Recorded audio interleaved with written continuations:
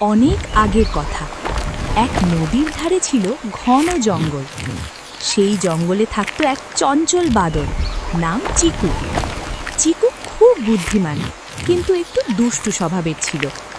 নদীর ধারে এক গাছের নিচে থাকত এক লোভী কাকড়া, নাম গুবলু। একদিন চিকু নদীর ধারে বসে মিষ্টি ফল খাচ্ছিল। গুবলু সেটা দেখে ভাবল, আমি যদি বাঁদরের সঙ্গে বন্ধুত্ব করি তবে আমিও রোজ ফল পাব। সে মিষ্টি গলায় বলল, বন্ধু বাঁদর, তোমার ফলগুলো খুব সুন্দর লাগছে। চিকু হাসল। হ্যাঁ, কিন্তু এগুলো কষ্ট করে জোগাড় করতে হয়। কয়েকদিন পর গুবলু বলল, তুমি কি প্রতিদিন আমাকে ফল দিতে পারো? আমি খুব ক্ষুধার্ত। চিকু বুঝে গেল গুবলু শুধু লোভে বন্ধুত্ব করছে, তবু সে কিছু বলল না।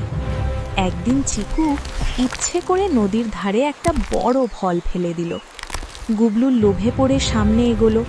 তখন চিকু বলল, দেখো, বেশি লোভ ভালো না। হঠাৎ নদীর স্রোত বেড়ে গেল। গুবলু ভেসে যেতে লাগলো। সে চিৎকার করে বলল, বাঁচাও বাঁচাও বাঁচাও বাঁচাও। চিকু তাড়াতাড়ি একটা লম্বা ডাল এনে দিল। গুবলু সেটা ধরে কোনো মতে বাঁচল। গুবলু লজ্জা পেয়ে বলল, আমি লোভী ছিলাম, তুমি আমাকে শিক্ষা দিলে। চিকু বলল, বন্ধুত্বে লোভ থাকলে বিপদ আসে। শিক্ষা: ১. লোভ মানুষকে অন্ধ করে দেয়। লোভ করলে আমরা বিপদ বুঝতে পারি না এবং নিজেরাই সমস্যায় পড়ে যাই। ২. বুদ্ধি ও ধৈর্য থাকলে বড় বিপদ থেকেও রক্ষা পাওয়া যায়। বাঁদরের মতো শান্ত মাথায় চিন্তা করলে সঠিক সিদ্ধান্ত নেওয়া সম্ভব। ৩.